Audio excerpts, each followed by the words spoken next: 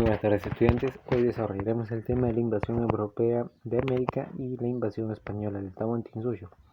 Porque recordemos, ¿no?, en este caso que las grandes potencias de ese entonces de Europa fueron los que empezaron a colonizar gran parte de América. Entre ellas se encuentra España, se encuentra Portugal, se encuentran franceses y se encuentran los ingleses. Los europeos, en este caso, ¿cómo llegaron a nuestro imperio, ¿no? En el año 1492, Cristóbal Colón desembarcó o partió prácticamente, ¿no?, de España con un propósito, ¿no?, el de encontrar una nueva ruta hacia la India. Lo que él, bueno, hasta que falleció, se quedó con esa idea de que había llegado o había descubierto una nueva ruta hacia la India, ¿no? Pero no se había dado cuenta de que lo que realmente había pasado era haber descubierto, ¿no?, un nuevo continente, un nuevo mundo. De esta forma se van a establecer en este caso muchos viajes que iniciarán con los españoles. Sobre todo se va a dar una gran división, ¿no?, de cuáles son los territorios que se van a explorar dentro de todo el Estado español.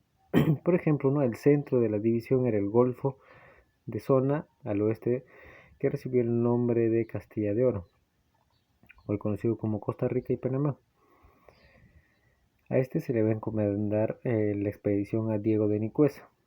La otra zona, el este del Golfo, fue denominada Nueva Andalucía, hoy Venezuela y Colombia, encomendada a Alonso de Ojeda. ¿Cómo fueron las primeras noticias del Perú? El capitán Vasco Núñez de Balboa, que vivía en la ciudad de Santa María, la Antigua, inició las primeras expediciones, ¿no?, y entabló una especie de amistad con el cacique Comagre, ¿no?, y este le entregaba ciertos regalos, ¿no?, con el único objetivo de obtener datos, información sobre si existía algún pueblo, ¿no?, donde abundara el oro, que era lo más importante para los españoles en esa época.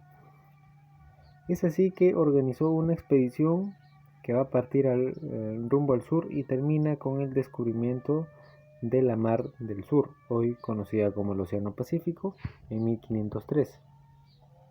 Posteriormente, Pascual de Andagoya, en 1522, por órdenes del gobernador de Panamá, desarrolla una nueva expedición al sur, llegando hasta el río Virú, ¿no? En este caso se va a dar un encuentro sangriento, ya donde se van a enfrentar a los nativos del lugar y van a capturar a un reyesuelo y a 6 caciques, quien eran sus subordinados. Todos al mismo tiempo hablaron de un reino muy rico situado aún más al sur. Ocurrió todo esto en el primer semestre de 1523, ¿no? Y de esta forma se van a poder encontrar las primeras noticias del Perú y sobre todo la importancia que tenía este lugar por el oro. Y así empiezan los viajes de Francisco Pizarro, ¿no? En este caso, quien era un experimentado expedicionista, ¿no?, formará una compañía con otros 2 socios para poder iniciar expediciones de exploración y de conquista. Estos 2 socios fueron Diego de Almagro y Hernando de Luque. El financiamiento de esta empresa de conquista, también llamada la Perulera o la Expedición del Levante, fue privada, ya que los organizadores invertían su propio capital para preparar sus proyectos. La participación de la corona española fue de tipo político, ¿no?, porque los españoles, en este caso los reyes que estaban gobernando España, le otorgaron un permiso especial a Francisco Pizarro, ¿no?, al cual se le conoció como la famosa capitulación de Toledo en 1529. Esta capitulación lo recibió del rey Carlos I o Carlos V, quien le daba el privilegio de descubrimiento y la conquista de toda la región comprendida entre el río Tempula y Santiago, ¿no?, que iniciaba en Ecuador, y las 200 leguas al sur de este punto. Se le reconocía también a Francisco Pizarro como gobernador y capitán general de la gobernación de Nueva Castilla. También se le otorgó o se le concedió el derecho de otorgar tierras y encomiendas, el control sobre los indios conquistados. Posteriormente su compañero Diego de Almagro recibirá su propia gobernación al sur de la de Pizarro, denominada Nueva Toledo. En el tercer viaje, Francisco Pizarro va a salir de Panamá en 1531, ¿no? Y en este caso se va a ubicar en las actuales costas de Colombia, que estaban cubiertas por pantano y maleza, plagadas de muchos agentes transmisores de la verruga. Llegaron frente a la isla Puna, que está situada frente al río Guayas, por invitación del jefe punaeño Tumbala. Pasaron a la isla, allí se leyó el primer requerimiento, ¿no? Luego de esto, se le exigía en este requerimiento a todos los nativos el sometimiento al Papa, ¿no? La aceptación de esta nueva religión, ¿no? La aceptación del gobierno de los reyes y de la Iglesia Católica, ¿no? Obviamente esto va a desconcertar mucho a los nativos.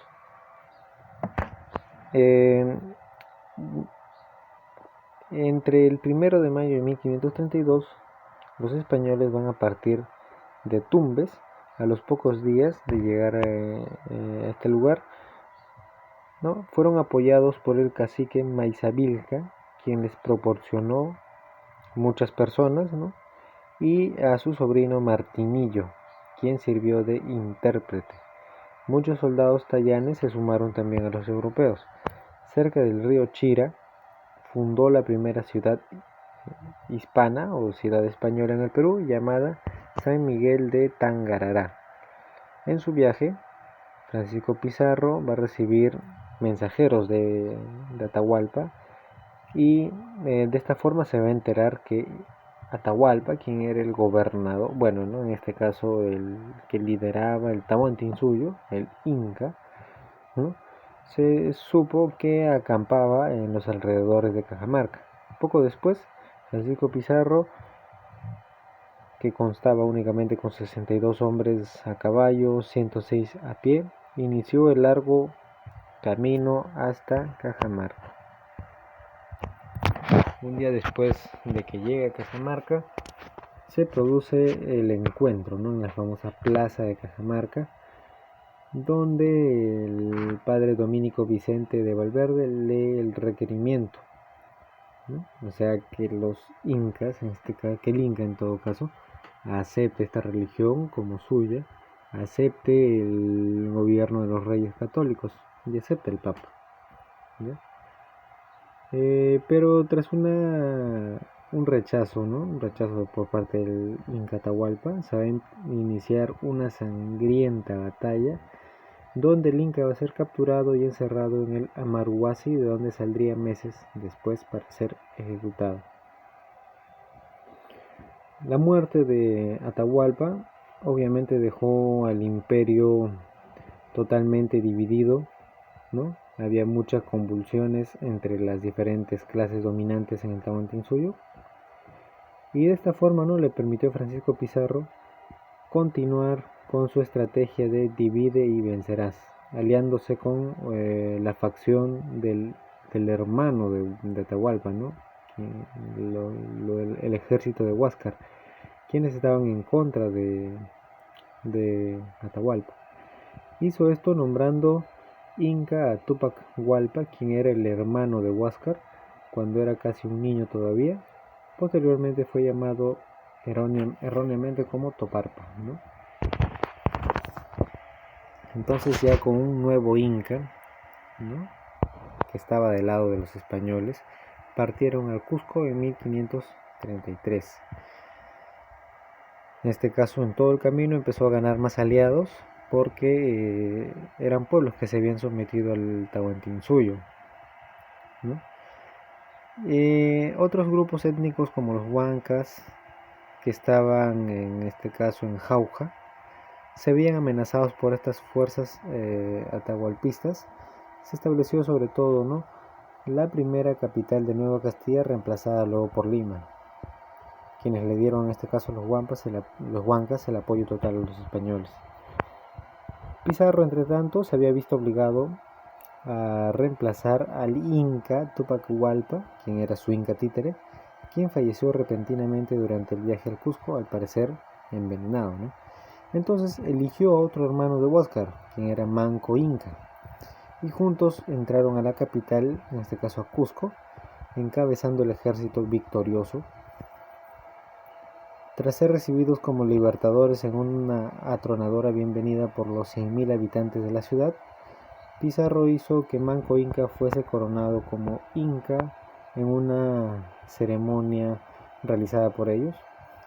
Entonces, después de la captura de Cusco, los españoles lograron asumir rápidamente el control del núcleo del imperio, siguiendo la costumbre andina. Una vez caído el Cusco y vencidos los quiteños, otros grupos étnicos aprovecharon la oportunidad para que se puedan aliar con los españoles, los nuevos, en este caso, gobernantes de toda América. Entonces, miren, observen las armas utilizadas durante la conquista y responden. Tuvieron un papel determinante durante la invasión española, el uso de estas armas que eran muy distintas a la de los nativos. ¿Por qué se dice que fueron superiores a las armas indígenas? ¿Y cuáles son los elementos que fueron en realidad más valiosos para la invasión de América? ¿No? Fueron las armas en realidad los elementos muy importantes para que se diera esta invasión al Tahuantinsuyo, ¿no? ¿O fueron los aliados en este caso que estaban en contra de los incas, quienes tuvieron un papel importante? Entonces aquí tenemos una lectura también para poder culminar. Alejo García fue un marinero portugués que llegó por tierra al imperio de los incas. Tripuló una nave en la expedición de Juan Díaz de Solís, que era un navegante español con quien estuvo en el descubrimiento del Río de Plata en 1516. Luego, al naufragar su barco en la isla de Santa Catalina, que queda por Brasil, oyó hablar de, en este caso, a los lugareños de la Sierra de Plata, en el país de los Caracaraes y el Rey Blanco, ¿no? Conceptos hoy lo sabemos que aludían a la cordillera de los Andes, al Tahuantinsuyo y al Inca del Cusco. Entusiasmado, partió García con 4 compañeros.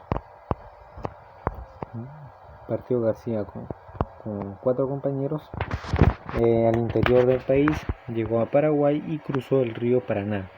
Los acompañaban hasta 2.000 indios chiriguanas y guarayos, llegando así indígenas y lusitanos a las serranías de Misqué y Tomina, en Bolivia. Allí avistaron la fortaleza incaica del Cuscotuyo.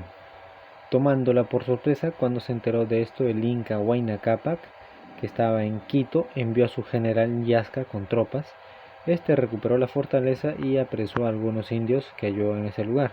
Mientras tanto, los 4 lusitanos y Alejo García ya habían vuelto al Paraguay, cargados de despojos de ropa, vestidos, muchos vasos, vajillas y coronas de plata, de cobre y otros metales. Desde tierra paraguaya escribió Alejo García una carta a Martín de Souza, quien era gobernador portugués en San Vicente, Brasil, pero junto a sus compañeros fue asesinado por los indios a orillas del río Paraguay. El papel llegó a manos de otros náufragos como Enrique Montes y Melchor Ramírez, amigos de García, y por ello es que se sabe esta historia. El viaje de García debe situarse entre 1520 y 1526 y presenta el descubrimiento por tierra y desde el interior del continente del imperio de los incas, ¿no? O sea, ¿qué quiere decir esto? ¿No? Que fueron los primeros en divisar el imperio incaico, ¿no? No fue Francisco Pizarro, ¿no? Fueron en este caso otros, Alejo García. Según esto, habría sido un grupo de portugueses y no de españoles, los primeros europeos en conocer el Tahuantinsuyo. Los descubrieron desde Levante, no desde el poniente, y lo llamaron el país de los Caracares. El nombre jamás, obviamente, pues no hizo fortuna y se quedó ahí. Entonces, muy bien, estudiantes, ustedes van a desarrollar las actividades que se encuentran en el libro.